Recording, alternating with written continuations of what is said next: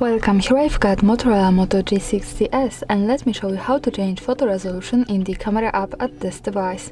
So let's start by tapping on camera button to open it, and for now we are on standard photo mode.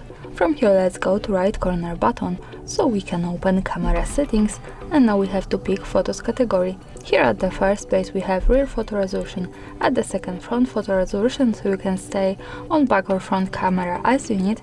Now let me pick rear one, and as you can see we can pick resolution from two options.